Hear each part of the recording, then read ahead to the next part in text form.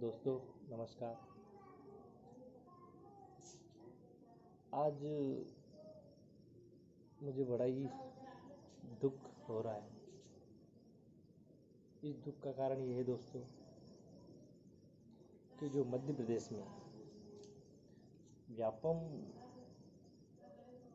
के थ्रू अभी एमपी शिक्षक वर्ग 3 की जो एग्ज़ाम हुई, उस एग्ज़ाम में बड़े ही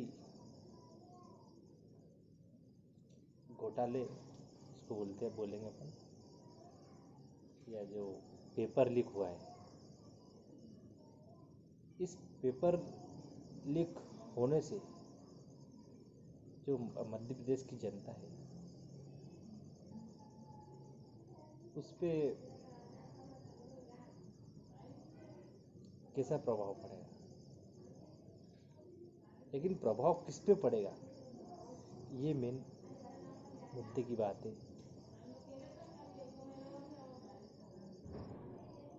प्रभाव उन विद्यार्थियों पर पड़ेगा जो अपनी मेहनत और लगन के साथ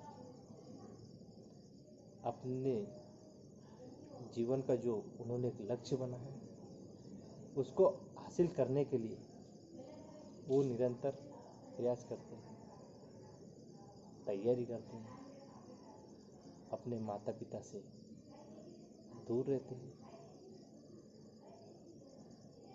उनके माता पिता अपने बच्चों को जैसे तैसे करके उनका जो खर्च की व्यवस्था करते हैं, उनको पढ़ाते हैं। लेकिन जब एक एग्ज़ाम का टाइम आता है तो उस एग्ज़ाम का जो एक पेपर रहता है वो पेपर लीक हो जाता है, या जो भी पेपर से बिक्री हो जाती, जो भी अभी उसका खुलासा पूरा नहीं हुआ, इसकी जांच एमपी व्यापम के थ्रू होगी। लेकिन दोस्तों उन विद्यार्थियों का क्या होगा जो बड़ी मेहनत से तैयारी करते, बड़ा ही परिश्रम करते, बड़ी समस्या झेलते। कि एक विद्यार्थी जो अपने जीवन में वो किस प्रकार से बाहर रहता है,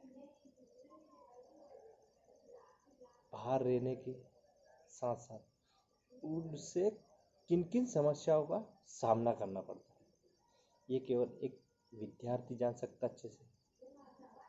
क्योंकि मैं भी बाहर रहा हूँ, मैंने भी बहुत सारी जो भी है समस्या हो, लेकिन समस्या आती है वो अच्छे के लिए आती है वो भी, और इससे व्यक्ति का जो मानसिक और शारीरिक दोनों तरह से व्यक्ति मजबूत होता है। दोस्तों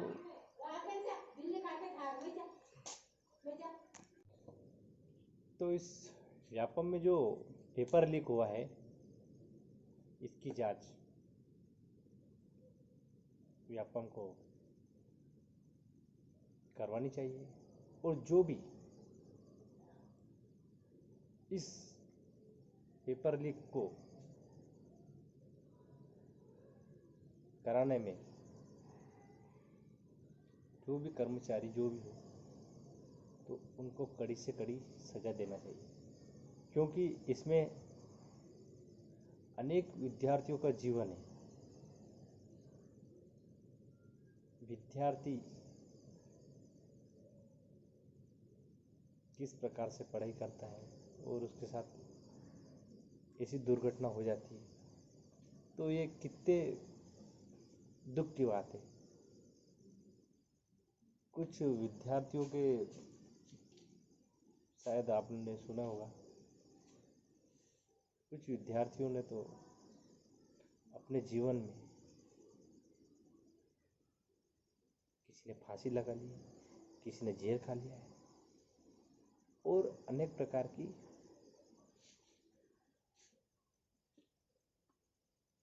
घटनाएं करके अपने जीवन का अंत कर लिया है। तो ऐसी घटनाएं आने वाले समय पर न हो,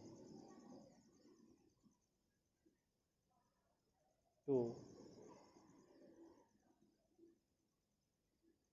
मेरा माननीय मुख्यमंत्री जी से निवेदन है कि व्यापम की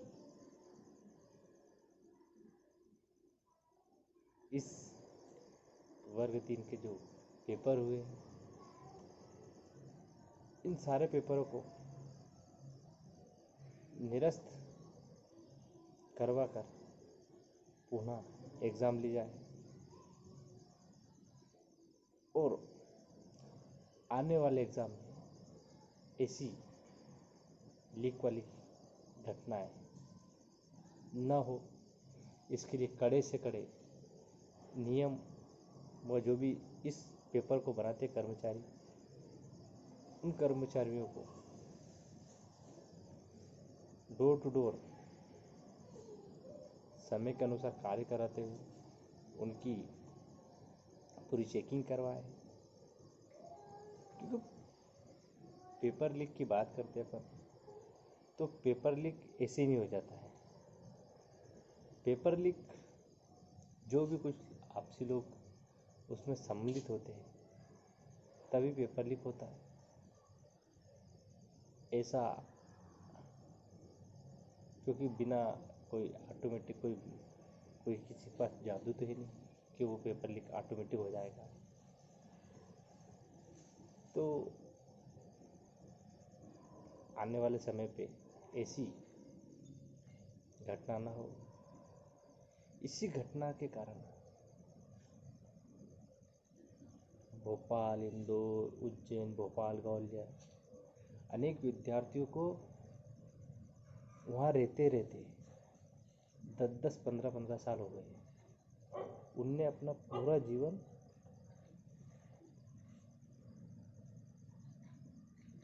उस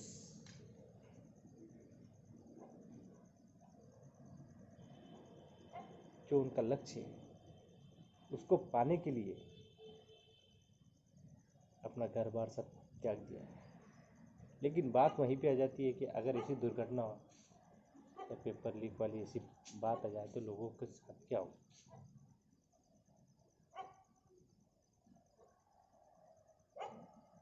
दोस्तों, ये जो घटना है, ये घटना आने वाले टाइम पे ना हो, तो आप इस वीडियो को ज़रूर शेयर करें और लाइक और सब्सक्राइब करें ताकि ये वीडियो उन लोगों तक पहुंच जाए और हमारे माननीय मुख्यमंत्री जी के पास पहुंचे ताकि वे इस जो व्यापम वर्ग 3 की जो एग्ज़ाम है इसको पूर्ण करा सके। पूर्ण कराने के बाद जब भी कराए आगे से ऐसी घटना ना हो। बस दोस्तों, मैं यही कहना चाहूँगा। जय हिंद, जय भारत।